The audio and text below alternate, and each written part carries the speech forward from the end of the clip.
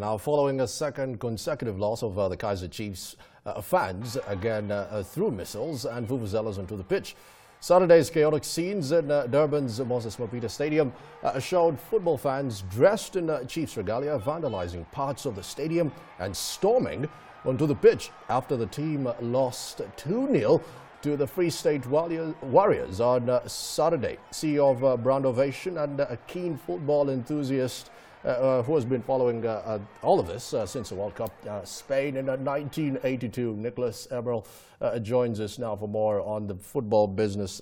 Nikolaus, hooligans is what we've come to know them as. And in my view, maybe we need to see more penalties, in not just the 250,000 rand, but maybe more towards having alcohol bans. Is this something that you actually agree with, that UEFA has actually taken on before?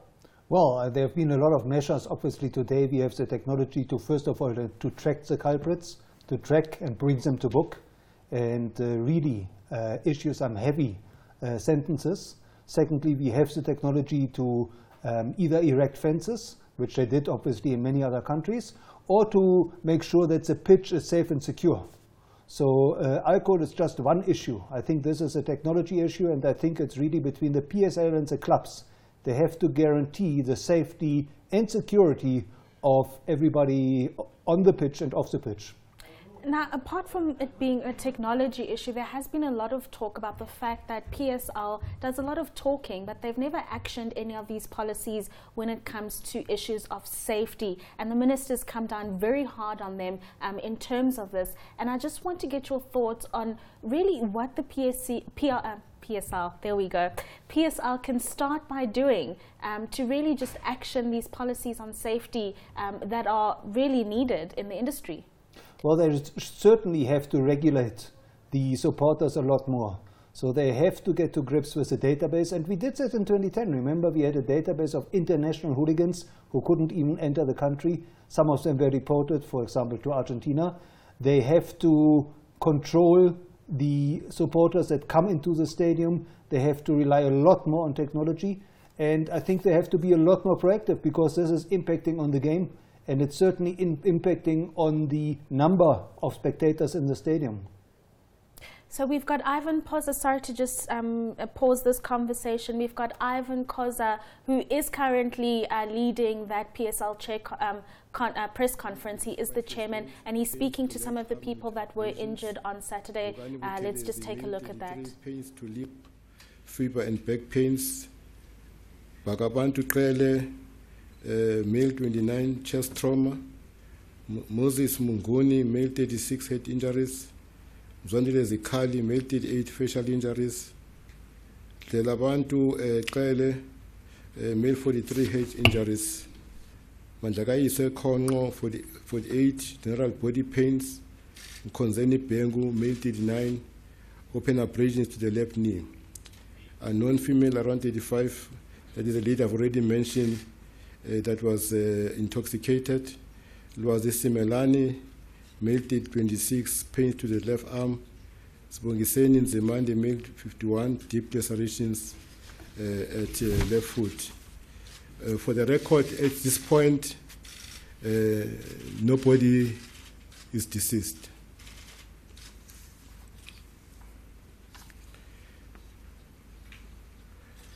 The league is shocked, extremely concerned about the acts of serious violence and criminality that occurred after the final whistle at the Nedbank Cup final between Kaizer Chiefs Football Club and Free State Stars Football Club at Moses Mabhida Stadium on Saturday night. Ladies and gentlemen, from the outset, I want to make it loud and clear that there is no place, no justification for violence in football or in our society. No place. The damage that these senseless acts of violence cause take more than a generation to correct. These acts are not coincidental. They are deliberate, premeditated, and orchestrated by people whose aim is criminality and an infringement of the majority who are peace-loving and law-abiding.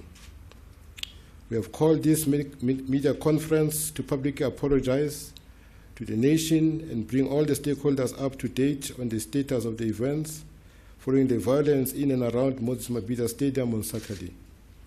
We apologize to Nedbank, the tournament sponsor, and all the sponsors associated with the clubs and the league. We apologize to all those that were injured.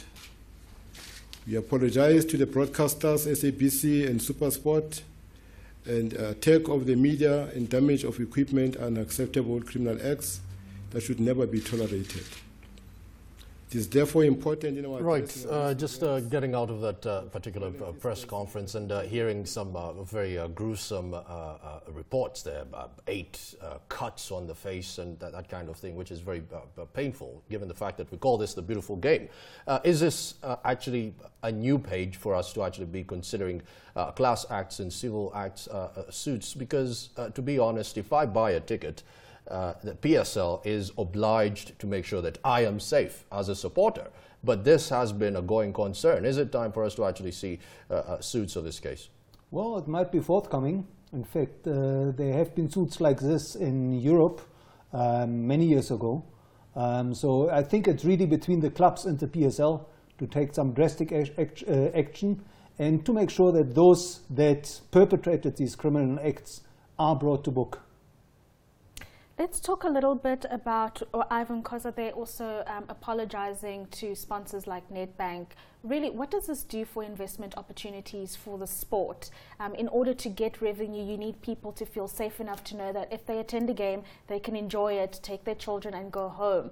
But really, this climate that we're seeing, what does that do to investment opportunities? Well, it's going to scare off a lot of the big brands, because clearly as a brand, you are associated with the event. You're associated with whatever happens at the event. So it does have serious repercussions for investors and for sponsors.